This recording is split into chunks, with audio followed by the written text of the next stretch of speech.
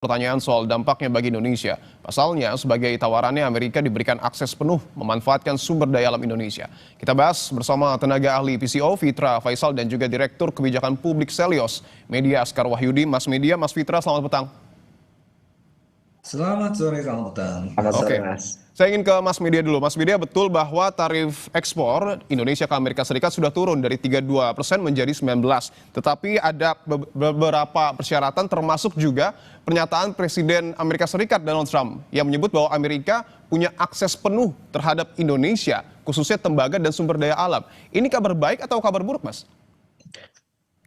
Ya, ini harus disikapi dengan hati-hati ya. Tetapi melihat apa yang disampaikan oleh Trump, kita harus khawatir justru. Karena Trump lagi-lagi sukses melakukan pendekatan koersif, pendekatan memaksa, pengenaan tarif untuk negara lain. Dan sebetulnya apa yang dilakukan Trump itu melanggar prinsip WTO. Dan apa yang dilakukan Indonesia juga pada saat yang sama ketika mencoba melakukan kesepakatan berlebihan untuk menyenangkan US, itu juga melanggar prinsip WTO Most Favored Nation, begitu ya. Ini yang patut disayangkan karena prinsip proteksionisme yang dilakukan oleh Trump akhirnya harus menjebak Indonesia dan Indonesia masuk dalam putaran perangkapnya Donald Trump. Oke. Dan kalau kita lihat sejak awal, Mas, ini sebetulnya yang jadi target dari Amerika ini adalah China, gitu ya. Dan kemudian pada saat bersamaan Trump mengirimkan ke negara-negara lain. Kita kemarin harus diakui bahwa kita cukup kaget dikenakan 32%, tapi sepertinya reaksinya cukup berlebihan, Mas. Ya. Artinya apa yang kita tawarkan kepada US tampaknya lebih banyak merugikan kita karena Indonesia justru menyerahkan dua instrumen sekaligus, Mas. Pasar dan devisa tanpa imbal balik strategis jangka panjang. Jadi ini saya kira harus disikapi hati-hati ke depan Oke. karena kalau tidak kita akan mendapatkan kerugian yang double begitu. Oke, Mas. saya ingin ke Mas Fitra bahwa tadi yang disebutkan Mas Media adalah kita harus hati-hati dan mungkin saja kita terjebak. Penjelasan dari PCO soal Amerika punya all access ini seperti apa? Ya, memang tentu kita harus selalu waspada ya, karena bagaimanapun prinsip dari presiden adalah civis pacem para belum. Kalau kita mau siap damai harus siap perang. Jadi worst case scenario itu selalu dalam pikiran kami. Nah, dalam konteks ini kita harus melihatnya pertama, saya juga harus PhD saya bidang international economics. Jadi dalam konteks itu saya sepakat bahwa memang tarif ini tidak ada di WTO.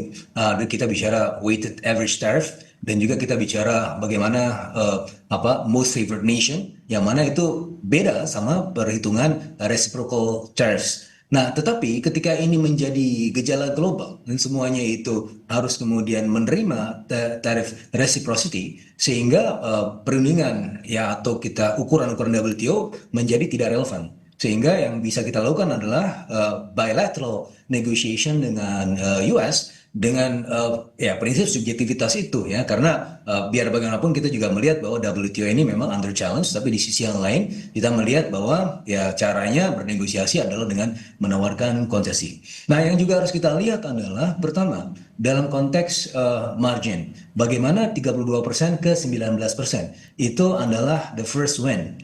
Yang kedua adalah bagaimana secara komparatif ya dengan regional ASEAN yang juga kalau kita lihat ya ekspor kita yang berkompetisi secara langsung adalah dengan Vietnam, Malaysia, Thailand, yang mana semua tarifnya jauh lebih tinggi dibandingkan dengan kita. Itu adalah second win. Dan yang berikutnya adalah kalau kita lihat ya, kalau tadi ya full accession dan seterusnya yang merujuk pada tarif 0% Trump. Jadi kalau kita lihat bagaimana ekspor US ke kita itu bukan yang berkompetisi secara langsung dengan industri kita. Sebagai contoh misalnya kedelai itu memang Baik. produksi ya, terus kemudian Baik, kita fokus ke negara kita, Mas Fitra. Ya. Baik, saya ingin minta tanggapan dari Mas Media terkait dengan apa yang kemudian sudah disampaikan oleh Mas Fitra. Silakan, Mas. Ya, kalau the first win saya kira enggak juga ya, karena Vietnam itu menurunkan tarif dari 46% menjadi 20%, sementara Indonesia itu dari 32% menjadi 19%, begitu ya. Dan timbal baliknya Trump dapat 0%, begitu ya. Artinya kita harus melihat ini secara fair juga ya, karena nggak ada yang win di sini, karena both US dan Indonesia itu lose ketika melakukan perang tarif ini, begitu ya. Cuman implikasinya adalah Indonesia jauh lebih rentan dalam konteks beberapa sektor, begitu ya.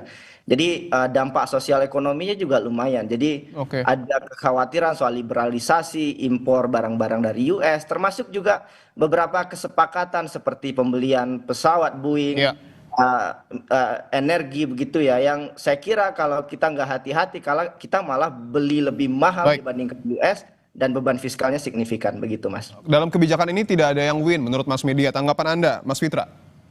Ya, this is a win-win sebenarnya. Jadi saya harus koreksi, tidak ada perang tarif ya. Kalau perang tarif itu tit for tat, dia naikkan kita naikkan.